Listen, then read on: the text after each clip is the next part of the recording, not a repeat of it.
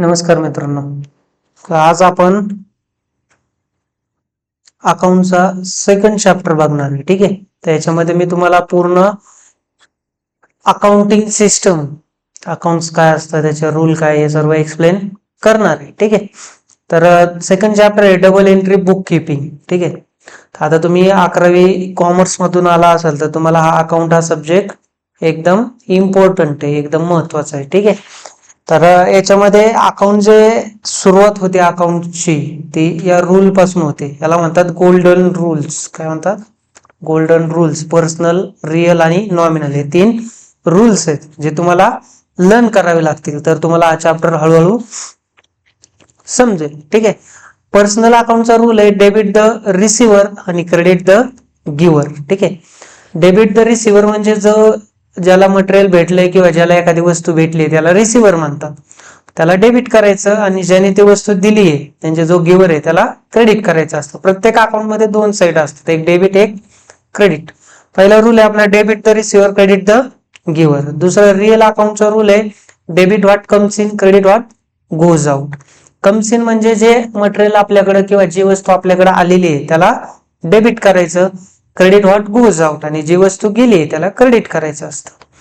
पुढे nominal account दिलेलं आहे. नॉमिनल अकाउंटचं डेबिटला दिलेलं आहे all expenses and losses. Expenses म्हणजे खर्च आणि जो तोटा आहे आपला लॉस आहे त्याला डेबिट करायचं, आणि credit all income and gains. Income म्हणजे जे आपलं इन्कम आहे, पैसे येणार आहेत, आणि जो गेन आहे, गेन म्हणजे प्रॉफिट, त्याला क्रेडिट करायचं. ठीक आहे, त्याच्यानंतर हे 3 रूल आहेत, हे पाठ करा जेणेकरून तुम्हाला इथून पुढचे व्हिडिओ समजतील या चॅप्टरचे. आपण परत एकदा रिवाइज करू. पर्सनलचा रूल आहे debit the receiver credit the giver. रिअलचा रूल आहे debit what comes in credit what goes out. नॉमिनलचा रूल आहे debit all expenses and losses credit all income and gains.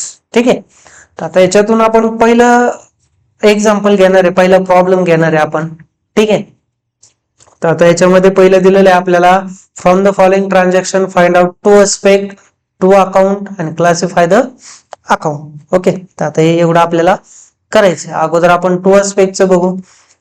Cummins business with cash ₹20,000. Cummins म्हणजे start केला business. या कमेन्सला दुसरा शब्द आहे स्टार्ट. बिझनेस काय केला आपण?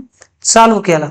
आता समजा हा आपला बिझनेस आहे, हा आपला बिझनेस आहे. ओके, आता बिझनेस चालू केला, बिझनेस चालू केला आणि काय केलंय विथ कॅश 20,000 कॅश आणली बिझनेस मध्ये. ठीक आहे, हे 20,000 कॅश आहे. आता हे बिझनेस मध्ये आणली म्हटल्यावर हे काय झालं, कॅश कम्स इन झालं, कॅश कम्स इन. ठीक आहे, आणि हे पैसे कोण टाकणार आहे बिझनेस मध्ये? जो मालक आहे, ज्याने बिझनेस चालू केलाय. ठीक आहे, त्याला म्हणतात प्रॉपरायटर.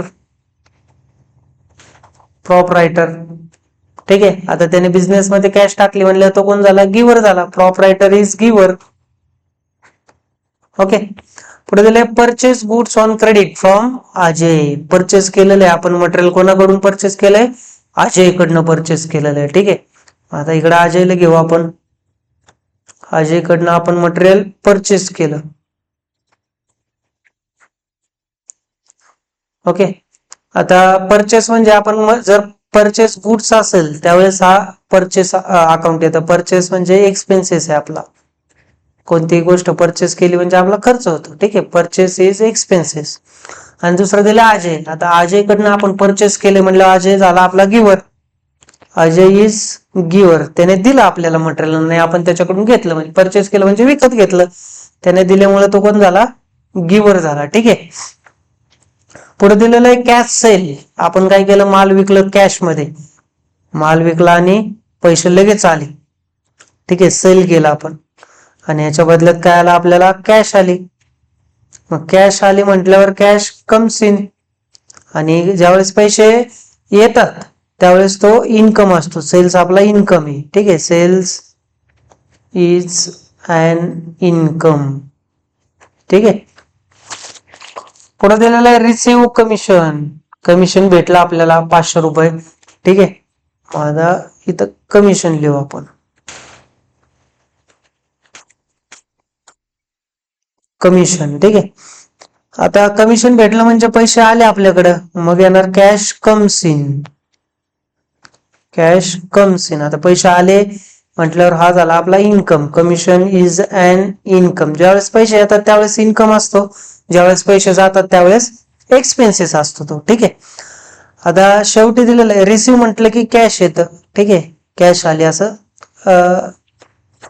समजायचं असतं. ठीक आहे.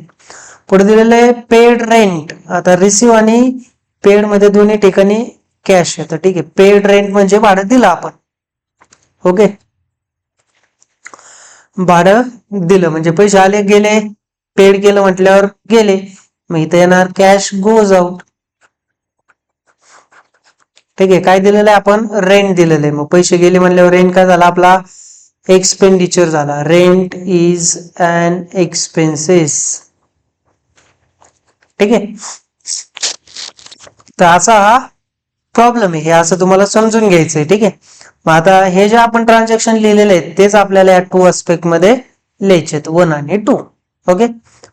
मग आता हा पहिला ट्रान्झॅक्शन होता आपला, हा वाला. त्याच्यानंतर हा केला आपण दुसरा, हा तिसरा, हा चौथा आणि हा पाचवा केला. ओके. Cummins business. आता इथं कॅश कम्स इन झाली. हा पहिला ट्रान्झॅक्शन आहे ए आणि हे आहे बी. ठीक आहे. मग इथं लिहिले बघा कॅश कम्स इन आणि प्रॉपरायटर इज गिव्हर. ओके. पुढे दुसऱ्या याच्यात दिलेलं आहे परचेस इज अन एक्सपेन्सेस. मी इथे दिले purchase is an expenditure. Expenses expenditure एकच असतो. आणि इथं दिलेलं आहे अजय इज गिव्हर. तेच इकडे लिहायचं आहे आपल्याला, अजय इज गिव्हर.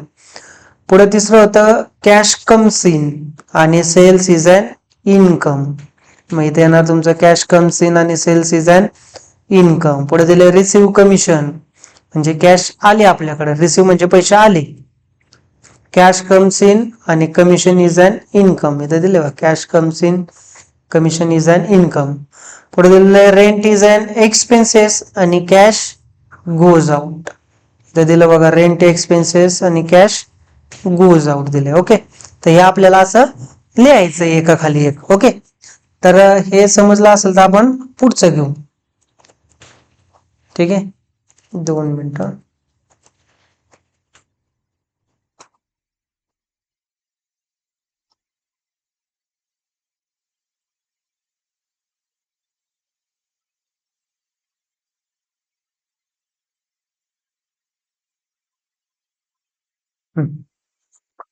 पुढे दिलेलं आहे टू अस्पेक्ट दिलेलं आहे. ठीक आहे. आता हे वरचं जर तुम्हाला समजलं असेल तर हे लगेच समजून जाईल. ठीक आहे.